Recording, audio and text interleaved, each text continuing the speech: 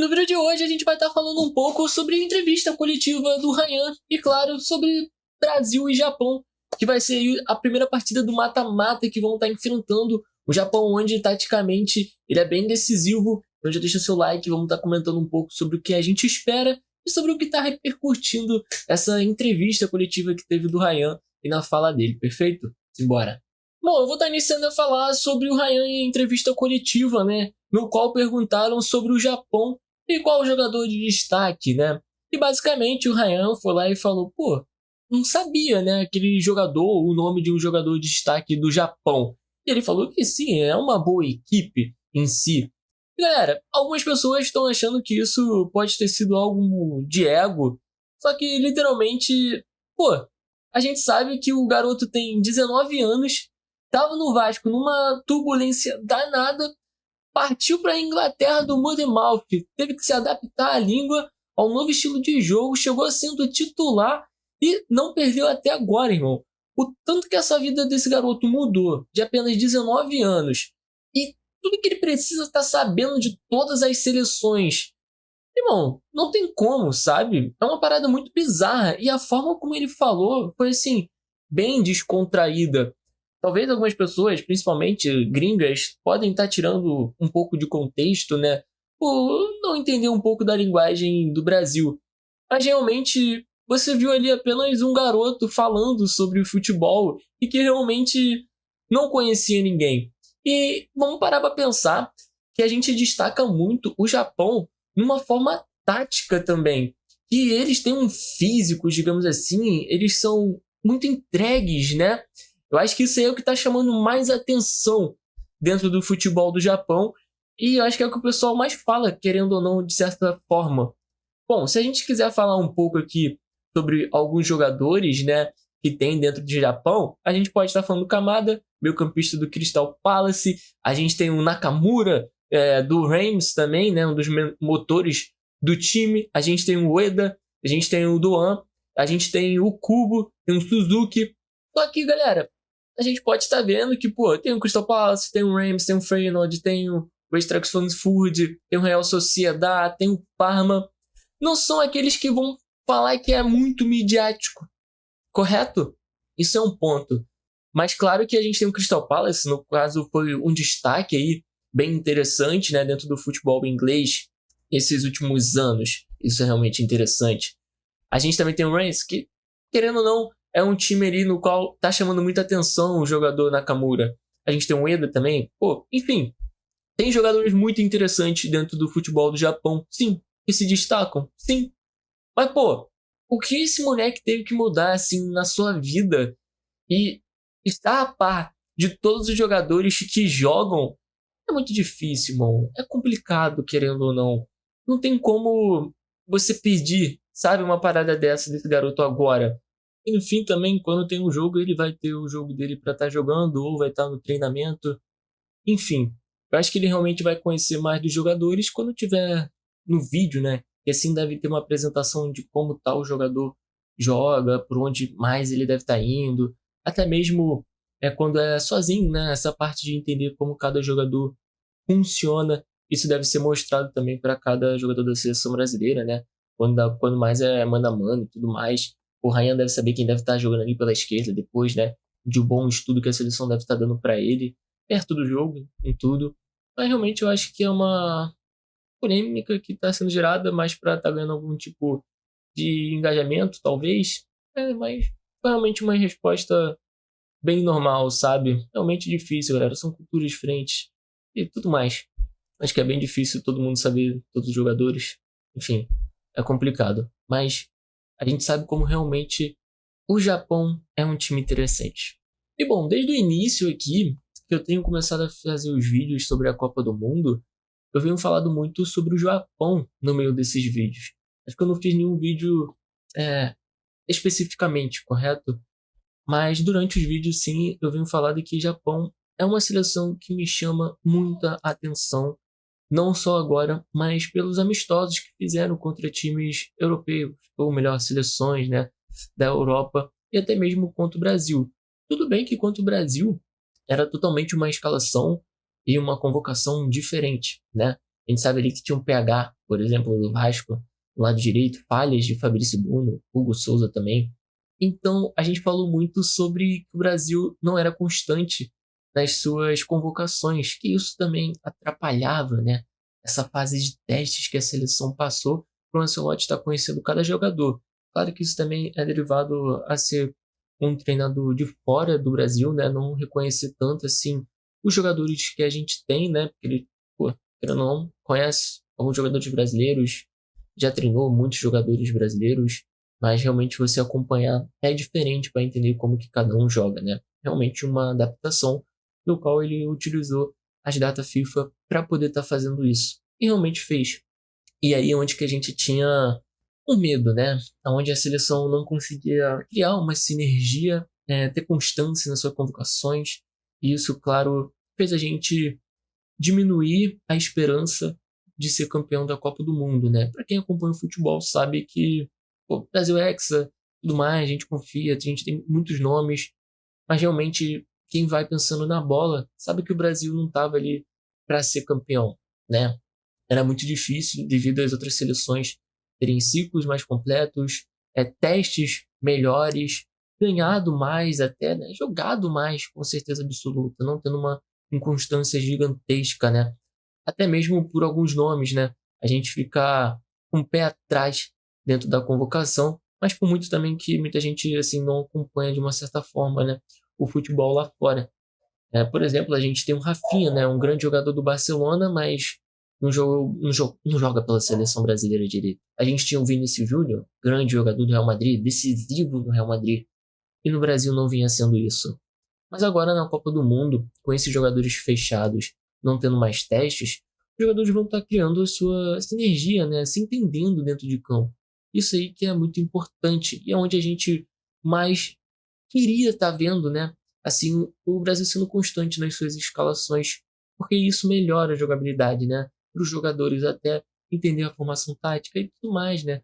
Pô, são jogadores que jogam em estilos diferentes, times diferentes, para se entender é um pouco mais difícil, complicado, né? Devido a vários testes. Mas agora, dentro da Copa do Mundo, a gente pode estar vendo uma seleção evoluindo. E, pô, quando uma evolução acontece dentro de uma Copa do Mundo, isso é muito importante. Porque a gente vê que cada jogo vai evoluindo, isso vai aumentando a nossa esperança e vai aumentando a confiança também. Diferente, até mesmo do que aconteceu com os Estados Unidos, a Espanha que tem uma inconstância sinistra, a França teve uma inconstância ali no primeiro tempo, mas depois conseguiu recuperar ali a forma como joga, né? Inclusive, pô, o ataque da França é bizarro, né? Se a gente for parar para pensar. Mas enfim, muitos jogadores ficaram de fora, assim como no Brasil também ficou de fora. A gente tem aqui agora a volta do Neymar, que óbvio, pô, é o Neymar. A gente sabe que esperamos um toque dele, uma assistência dele, já vai estar valendo a pena demais por ele estar dentro da seleção, correto? Porque a gente não tem esse jogador, não tinha esse jogador, né? Muitos jogadores já de Militão, Estevão, Rodrigo, eles se lesionaram. E principalmente o Rodrigo, né? Que é esse carinha mais camisa 10, vamos dizer assim. Pô, que é o raio, né? Que é muito importante também dentro da seleção brasileira.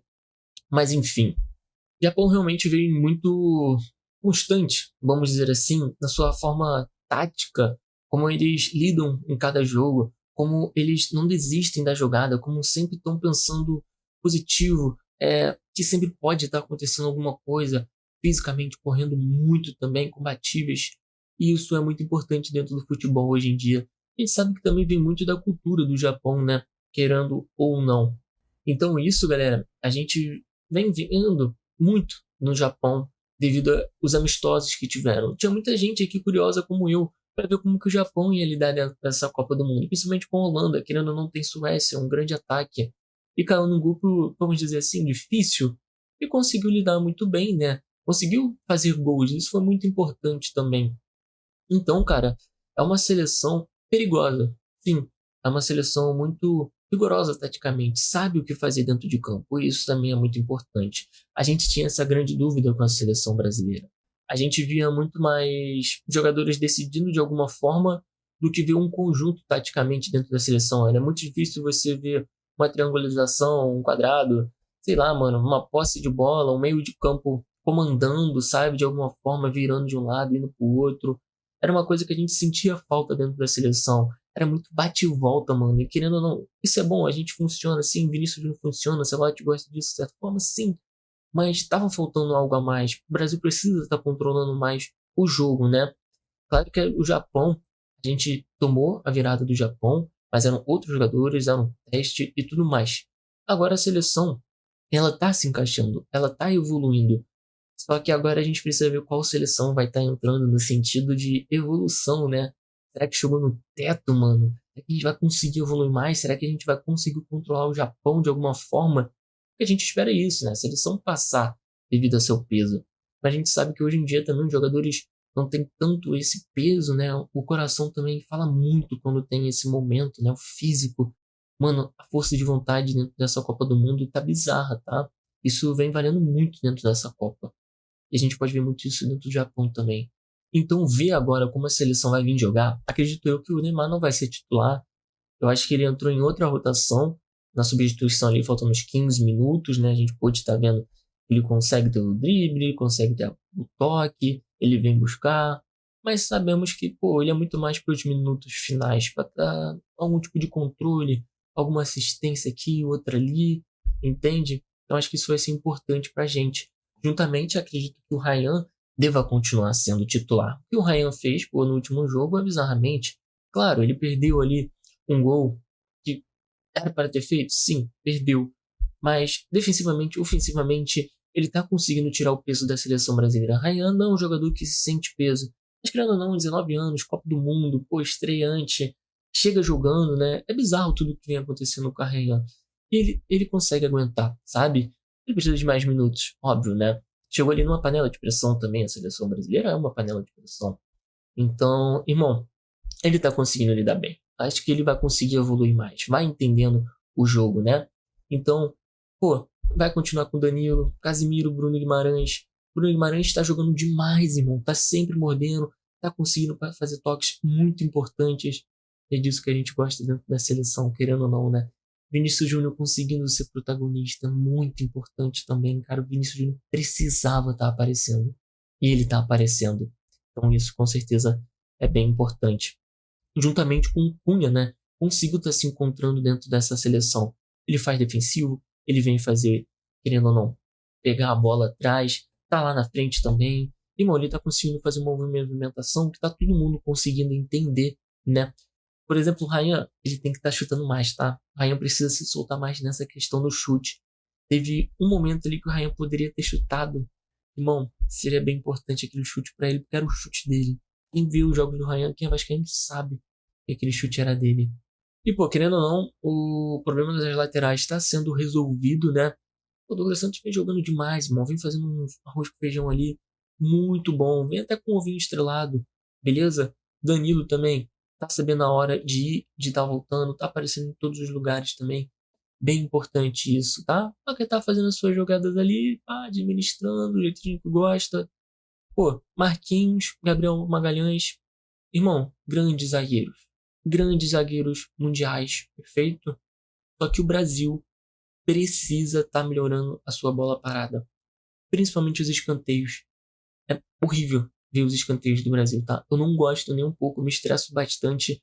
Não passa perigo, assim, de uma certa forma.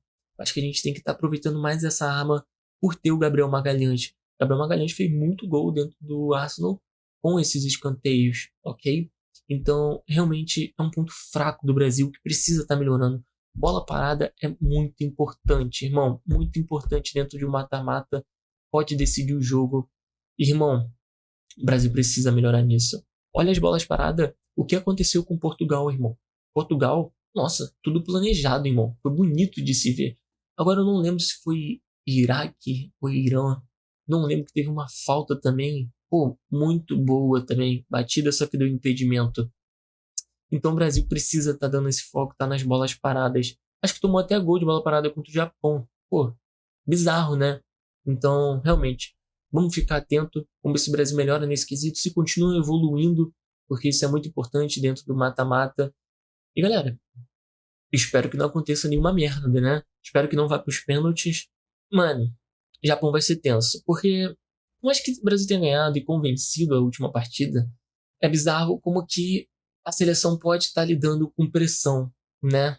Então, a gente fica com um pé atrás. A gente fica com um pé atrás, mas eles estão merecendo a nossa confiança pelo que eles vêm demonstrando dentro de campo, pela sua evolução, né? Então a gente acredita sim que o Brasil pode estar passando do Japão e tem que estar passando do Japão, ok? É obrigação? É obrigação.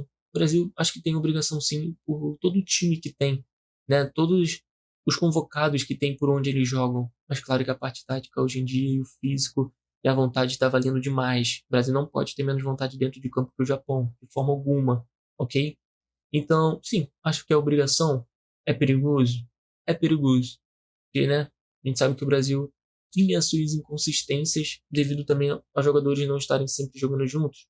Sim, mas é isso. Vai ser um jogo bem importante. Espero que o Brasil consiga vencer, consiga passar para a próxima fase. Irmão, simbora.